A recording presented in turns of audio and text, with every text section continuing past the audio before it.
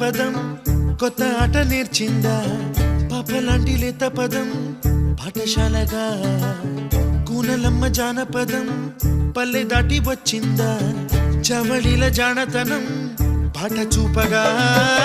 కుంచెలో దాగే చిత్రాలు ఎదురొచ్చేలా